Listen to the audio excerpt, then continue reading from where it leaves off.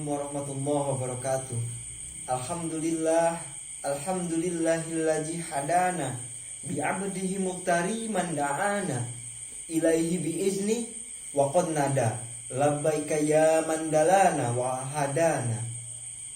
Dewan juri yang arif dan bijaksana, pembina kelompok studi Islam yang insya Allah selalu disehatkan oleh Allah. Tak lupa Ketua Umum Kelompok Studi Islam yang insya Allah selalu dimudahkan dalam segala urusannya. Segala puji bagi Allah, Tuhan yang Maha Ghafur, yang nikmatnya tak pernah bisa terukur, selalu tercucur sehingga kita bisa hidup adil dan makmur.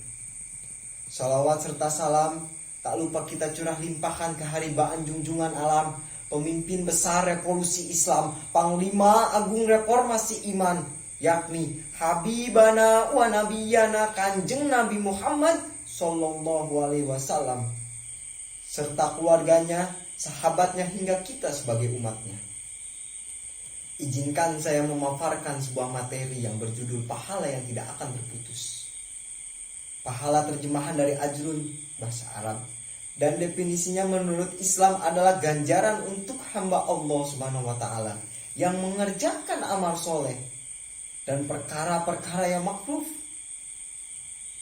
atau berarti buah dari perbuatan yang diperbolehkan, atau buah yang diperbuat dari perolehan karena perbuatan baik maupun buruk yang termanifestasi lewat perbuatan jasmani, ucapan maupun pikiran. Pahala sendiri beriringan dengan amal baik seseorang.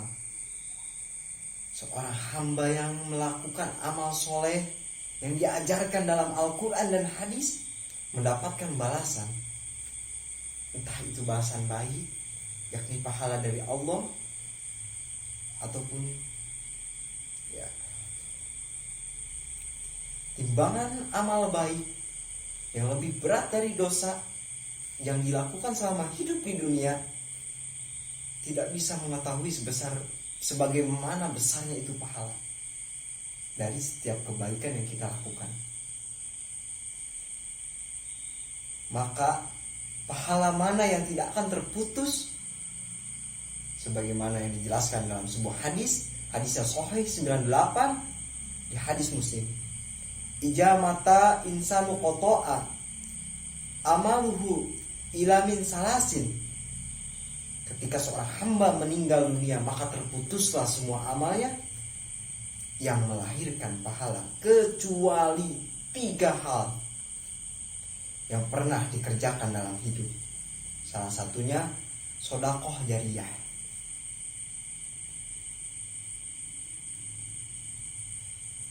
Yang pahalanya terus mengalir ketika kalian misalnya membeli mushaf lalu disimpan di masjid,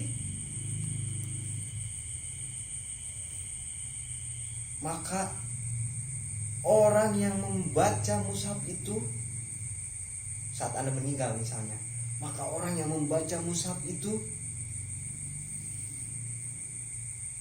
si orang pembaca mendapatkan pahala, dan orang yang mewakafkan mushafnya itu akan mendapatkan pahala.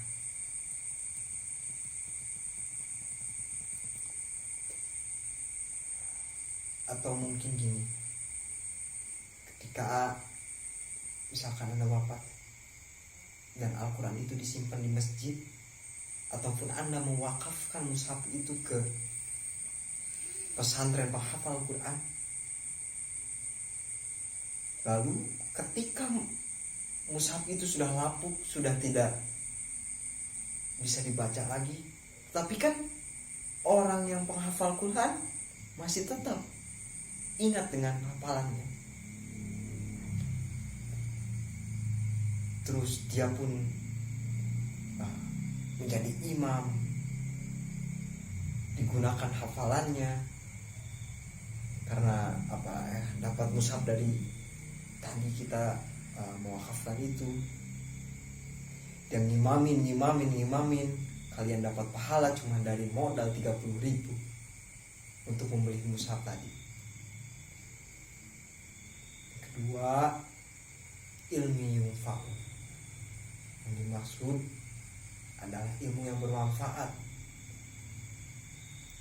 Ketika ilmu diamalkan dan diajarkan kepada seseorang yang mengajarkan ilmu itu kepada orang lain, lalu kemudian diamalkan ataupun diajarkan, maka ia akan mendapatkan pahala seperti pahala orang yang mengamalkan ataupun mengajarkan sekalipun dia telah meninggal.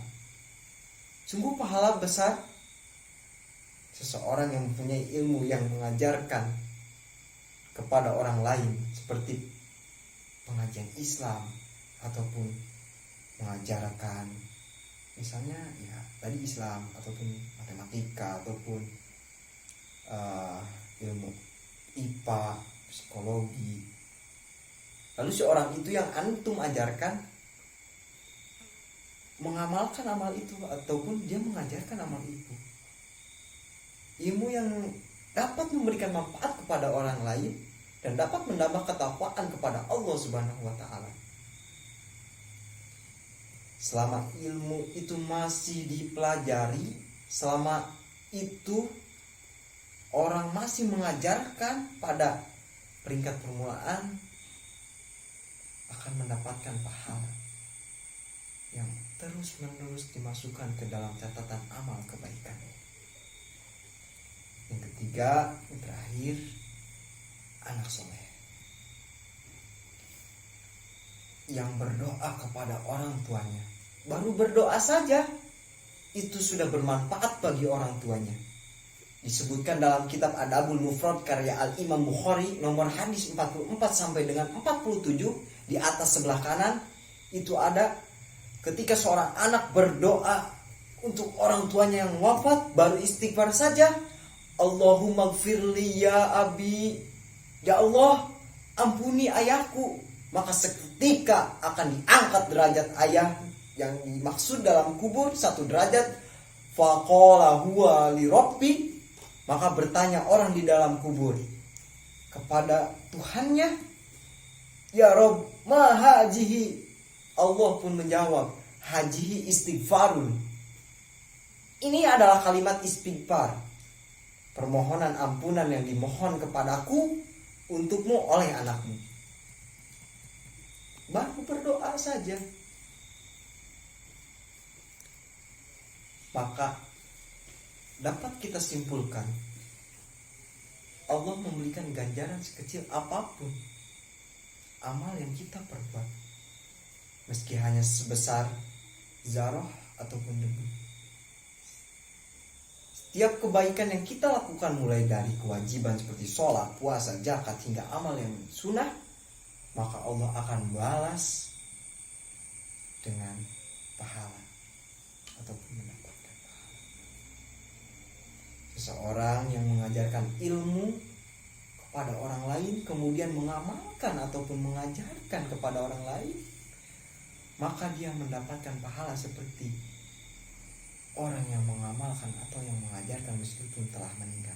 Betapa besarnya pahala seseorang yang memiliki ilmu yang mengajarkan kepada orang lain, seperti tilawah Islam. Sebelumnya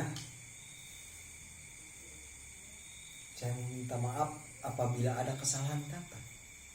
Sebelum tutup, kita membacakan doa. Bismillahirrahmanirrahim. Allahumma ya hayyu ya qayyum, ya fattahu ya alimu alimna, ma jahilna min hikmatika wa ja'alna min ibadika sholihin. Allahumma inna nas'aluka salamatan fid din wa afiatan fil jasad wa ziyadatan fil ilmi wa barakatan fil rizki wa taubatan qoblal maut wa rahmatan indal maut wa maghfiratan ba'dal maut. Allahumma hawwin alaina fi sakaratil maut wa najata minan nari wa afwa indal hisab. Rabbana la tu'ahidna qulubana ba'da id hadaitana wa hab lana min ladunka rahmatan innaka wahhab. Rabbana atina fid dunya hasanah wa fil akhirati hasanah wa qina azabannar. Sebelum tutup, saya ada puisi terlebih dahulu. Saya ada pantun terlebih dahulu. lain cai lain walungan tapi kitri anu ngajajar. Abdi sanes kiai sanes ajengan tapi santri anu kene diajar. Unzur maqala wala tanzur manqala. Billahi taufik wal hidayah. Wassalamualaikum warahmatullahi wabarakatuh.